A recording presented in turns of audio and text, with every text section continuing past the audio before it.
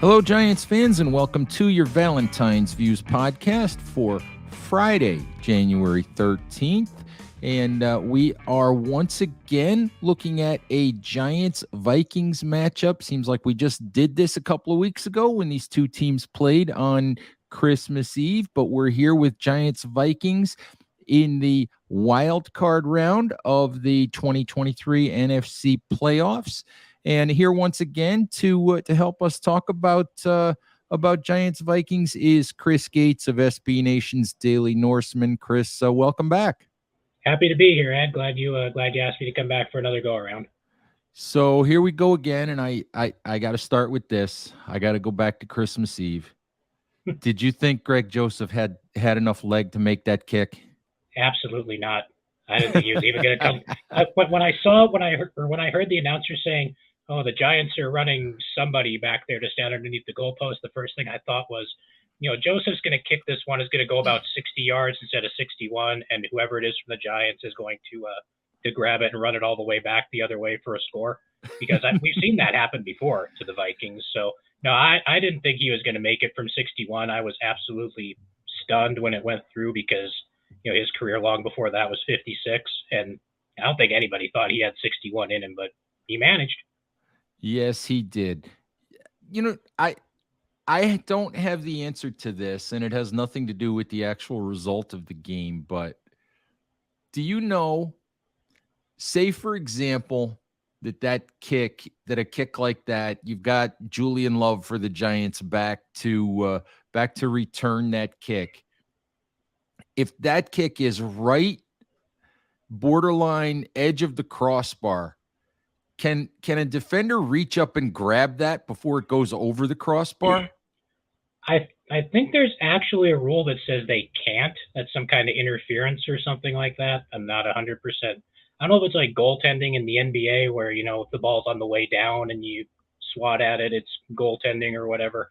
But I think there's a rule somewhere in the rule book that says, if the ball is coming down toward the crossbar, you can't knock it out of there or anything. I don't think you can. No, you I think can't you can goaltend it. Yeah, I think you can field it like we've seen a lot of guys do before, but no, I don't think you can jump up and try to knock it away from the crossbar or anything like that. But I'm not 100% sure on that, but I think there's a rule somewhere that says you can't do that.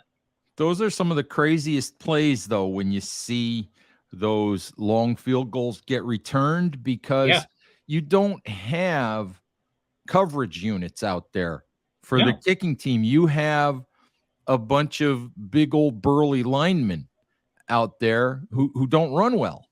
So it's always crazy. And we saw that, the first time I remember seeing it is the game that Adrian Peterson actually set the single game rushing record back in 2007 when the Vikings were playing the Chargers. The Vikings had, I think it was Ryan Longwell come in and try like a 58-yard field goal or something like that at the end of the first half. And, like the Giants did a few weeks ago, the Chargers sent Antonio Cromartie back there to stand underneath the goalposts. And, if it was short, he could take it, run it back. And it was 109 yards. And that was he took it into the end zone right there at the half. And it was crazy to watch. I didn't even know you could do that then, but I certainly know you can do it now.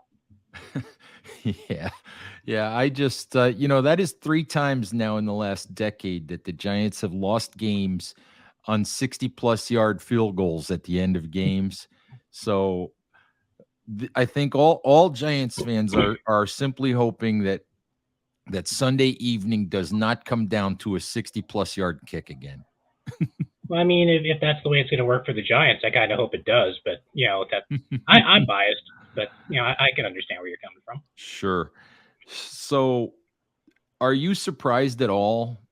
I looked at these two teams Christmas Eve, and they looked fairly evenly matched. I mean, that was a good back and forth game. Are you surprised at all to see this as a wild card rematch? No, I mean, I think everyone kind of anticipated that the Vikings were going to somehow fall out of that 2 spot in the NFC. And, with the way the NFC East has gone, Philadelphia and Dallas kind of distanced themselves from everyone else. And, like we saw this last week with the Giants, they didn't have anything to play for on Sunday. They weren't moving up to 5. They weren't falling down to 7. They were locked into their spots. So, once the Vikings lost to Green Bay to fall into the number 3 spot. I think this is pretty much the matchup everyone expected because the Niners weren't going to lose to Arizona and let Minnesota back into number 2. So yeah, I'm not really surprised to see this at all, to be honest. How do you feel about the way that the Vikings have played since that Giants game? I know there was the loss to Green Bay that you referenced. So I'm just curious how you feel about where they are, coming into the playoffs. I mean, they've had close games all year. Like we said previously, they're now 11-0 in games that are decided by one score. Only 2 of their wins uh, were multiple score victories. Conveniently enough, in week 1 and week 18, kind of bookend things a little bit. But this team is one of those teams that just believes that they can execute uh, when they need it the most, and that's kind of what they've done most of the season. Because you look at their point differentials for the first 3 quarters, and other teams have outscored the Vikings in the first, second, and third quarters this year. But once you get to the fourth quarter, I believe the Vikings have the biggest positive point differential in the NFL once you're looking at the fourth quarter and overtime. So this is a team that has kind of tested itself, and when you get to the postseason, everyone's good. You're not going to see a lot of blowouts generally, at least I hope not. But yeah, this is a team that has fought all season, and now they're the champions of their division and hosting a playoff game. And looking ahead to this, well, actually, let's look back at the Christmas Eve game first. What would you say that you really learned about the Giants in that particular game? I learned that Daniel Jones basically isn't a punchline anymore like he was for the first couple of years he was in the league. I mean, I don't know if it's all Brian Daboll's influence. I mean, that's got to be a huge part of it, but he's taken such a significant leap this season. I'm sure the Giants might be regretting not picking up that fifth-year option now after he's had the kind of season he has. But I mean, when people talk about upper echelon NFL quarterbacks, kind of like what we've seen with Kirk Cousins. Uh, Daniel Jones isn't one of the names they immediately comes to the surface, but he's a lot better than I think a lot of Vikings fans thought he was, and he's like I said, from the first 3 years of his career to this year, he's made a significant jump, even with a bunch of guys that probably nobody outside of New York can name catching passes for him. I mean, I don't know what happened to Kenny Galladay. We watched that guy kill us for 2 or 3 seasons, and he goes to New York and disappears. But you got guys like Isaiah Hodgins and Richie James, and you know those sorts of guys. And Daniel Jones is getting the job done with kind of not marquee talented wide receivers. So he's probably the most impressive thing, and probably the thing that a lot of Vikings fans learned the first time these two teams played, is that he's a quality quarterback now. It's interesting. Dan Orlovsky of ESPN did his playoff quarterback confidence rankings. And I don't know if you saw those. And Mm-hmm. and let's be real, you probably shouldn't put a whole lot of stock into those, but I'm just wondering how Vikings fans took those, because when you look at those, we talk about Daniel Jones, and I think Orlovsky had Jones at 9, but he had Kirk Cousins at 11. Mm-hmm. And I'm just curious if Vikings fans are a little bit insulted by that. I mean, at this point, I think a lot of the Cousins criticism just sort of bounces off Vikings fans because we've heard all of it for the last 5 years. I mean, can't win on the road, can't win in prime time, can't do this, can't do that, and then he goes out and does those things, and people just kind of ignore it and continue saying that he can't do it. I mean, he's he's his numbers this year have not been as good as the last couple of seasons, but the team won 13 games this year, and he's adopting to Kevin O'Connell's offense, and O'Connell is asking him to be a little bit more aggressive. So you turn the ball over a little more frequently when that happens, and he's he's a better quarterback than a lot of people want to give him credit for, and I think people like Orlovsky just kind of hold on to some of those old narratives a little bit too long because we've seen the guy win in the playoffs, we've seen him win on the road, we've seen him win primetime games and this, that, and the other, but until until this team makes a significant run, I think those things are probably just going to continue. So hopefully that'll happen this season, and some of that stuff can finally go by the wayside.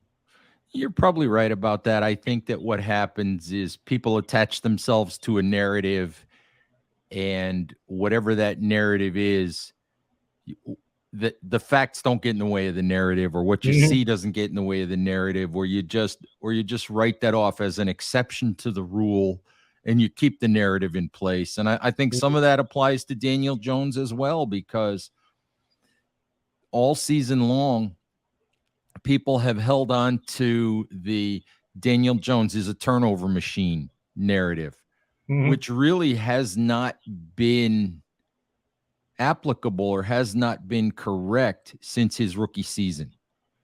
Yeah. And and I'm sure that if Daniel Jones goes out there on Sunday and has a game where he has a key fumble or he throws a couple of interceptions, that will be the narrative again. Daniel Jones is a turnover machine, which completely ignores the fact that he, for example, has fumbled the ball fewer times this year than he ever has in his career. Mm-hmm. And his interception percentage is lowest among all NFL quarterbacks this year. So narratives are what they are, but facts and narratives don't always go together. No, and I mean, you see, everyone rightly is, fawning over Justin Jefferson and all these records he's setting and everything he's been doing over the first 3 years of his career. With the exception of one game, Kirk Cousins has been the guy throwing him the ball in every NFL game that he's ever played. So, I mean, he's setting these records. I mean, he's not throwing the ball to himself. Somebody's making sure it's in the right spot and at the right time and everything else. And I don't know if Cousins gets the credit for that he should. Obviously, Jefferson is outstanding, but you know the wide receiver position is kind of dependent on how your quarterback performs, and Cousins has put him in position to set all these records and get all these accolades and what have you. So it really, the media tries to have it both ways, I think, and I don't understand it, but that's just me.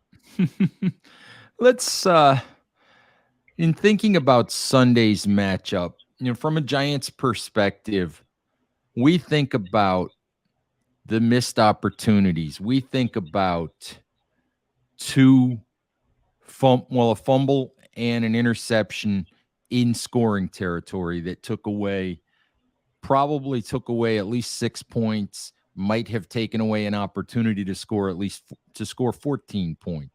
Mm-hmm. We think about the fact that I think Minnesota had only 2 penalties in that game and the Giants had 7. So, more penalties at bad times that backed the Giants up.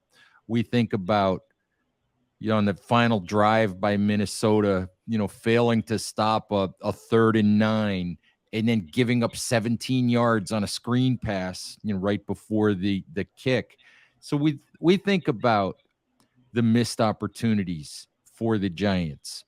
But I'm guessing that when you look at it from a Minnesota perspective, that you might also look at it and think there's still some meat on the bone here. There's some things we didn't take advantage of, or maybe some things that we learned, that the Vikings could do. So I'm just curious if there are things that you see that the Vikings could take advantage of on Sunday.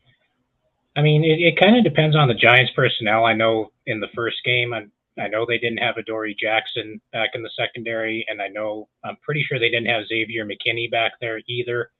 Those are things that the Vikings took advantage of last time. I don't know if they're going to be able to take advantage this time, because it sounds like they're both on track to play again this week, and that's gonna give the Giants a bit of an advantage. The Vikings really haven't run the football well all year, and I don't have the stats in front of me that say how the Giants are defending the run and whatnot. But there's got to be some opportunities for that there, because with what's going on with the Vikings offensive line, the Vikings need to try to do things to try to keep the heat off of Kirk Cousins, because it's going to be a lot more difficult to do that this time around, I think. So they need to find ways to get Dalvin Cook and or Alexander Madison going on the ground to try to balance things out a little bit. And I'd like to think they're going to make an effort to do that this time around, but we'll see if it actually works or not.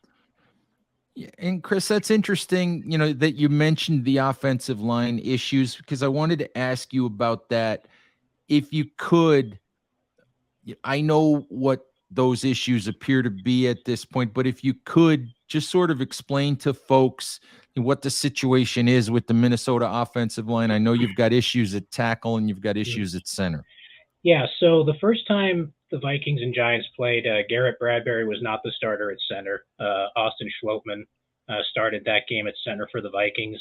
And then in the next week against Green Bay, Schlottman broke his leg, so he's out for the season. We were down to our third string center for the rest of the Green Bay game and the Chicago game. It sounds like Bradbury might be on track to play this week. He missed the last 5 games with a back issue. But he was a full participant in practice on Thursday, so hopefully he's tracking the right direction. The one I think people are really worried about is right tackle, where Brian O'Neill suffered a partially torn Achilles against Green Bay trying to chase down a pick six. So his season's over and done with. We're starting Oli Udo over at right tackle, who is all right, but O'Neill has really blossomed into one of the best right tackles in the league over the course of the last couple of years. So his absence is going to be huge. And we might be getting Blake Brandel back as well. He was the swing tackle, stepped in for Christian Darrisaw for 3 games while Darrisaw had concussion issues, started at left tackle and played all right. And he might be able to step in at right tackle this time as well. I'm interested to see whether they start Udo or Brandel at right tackle this time around. So, but yeah, those are the issues the Vikings have been having up front. We're all hoping Bradbury can play because he's kind of like Daniel Jones. The Vikings didn't bother to pick up his 5th-year option because he hadn't really shown much over the first 3 years, and now with the new regime in charge, he's had the best season of his career. So we're hoping he can come back, and if he does, that would be a huge boost for us. Yeah, I don't think the Vikings would feel really good about going into the game with a third string center lined up against Dexter Lawrence. Yeah, so. I know, I sure wouldn't. Yeah, I found it interesting that the NFLPA, the players all pro team, which I talked to a couple guys in the Giants locker room the other day, and they're excited about that. And Dexter Lawrence was named an all-pro on that team, so which tells you that his peers recognize the kind of year that he's had. So I really don't think you want to go up against him with a third team center. That would not bode well. No, absolutely not. Like we said, and back issues are tricky. I mean, anyone that's old enough to have back issues know how tricky back issues are. And he was out for a couple of weeks with a back injury, and then he said he was driving home from the Colts game, and he was in a minor car accident, which he said tweaked the back injury, which is why he missed the last 5 games of the regular season. That's probably more than a tweak. I would imagine so, but yeah, he was limited on Wednesday, and they upgraded him to a full participant on Thursday in practice. So, like I said, it looks like he's trending the right direction to be out there on Sunday. So, are there any other injuries, any other personnel issues? Guys coming back, guys who are maybe getting healthier, anything else that we should be aware of, heading into Sunday? I mean, not that I can think of off the top of my head. I mean, Harrison Smith participated in practice all week before the Chicago game, and then like the day before the Chicago game, they downgraded him to out. I don't know how much he was going to play, but now he's limited with a knee issue. Now, obviously, he's getting up there in years. This is like his 10th or 11th season, so he's not quite the all-pro Harrison Smith that he used to be.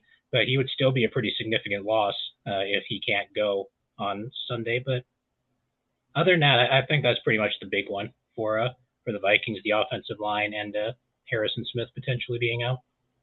All right, so let's get down to brass tacks. Obviously, at Big Blue View, we do our weekly staff picks, and it made me nervous, to be honest with you, that every single Big Blue View staff member who made a pick this week, every single one of them picked the Giants to pull the upset. All right, and there has to be a little bit of homerism in every single one of us making that pick.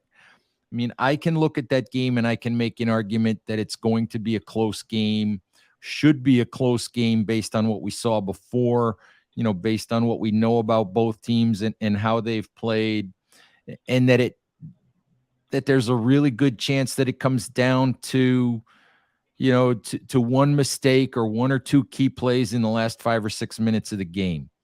And and who knows which way it turns out if that's the situation. I'm just curious, how you see the game and how you would predict it.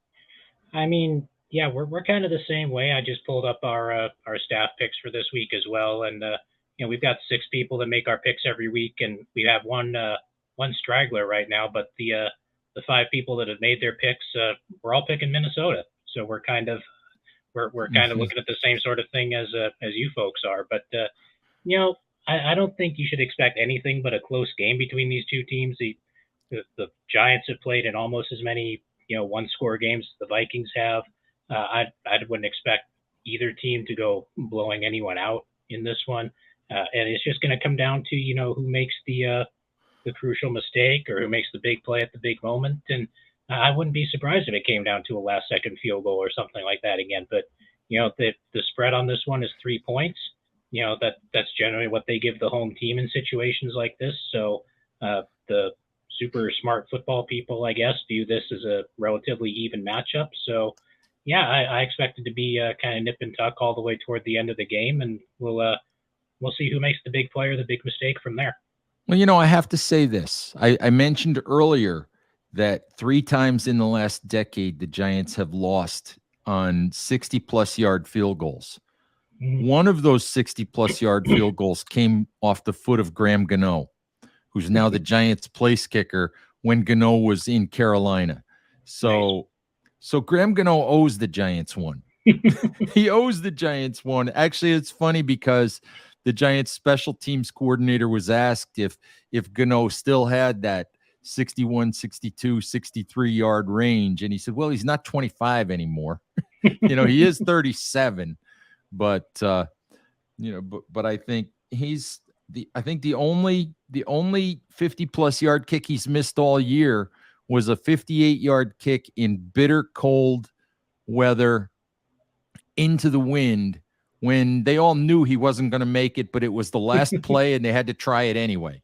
Yeah. So, I can't believe that Graham Gano is 37 years old. That dude's been in the league forever, hasn't he? Jeez. yeah, he's an outstanding kicker.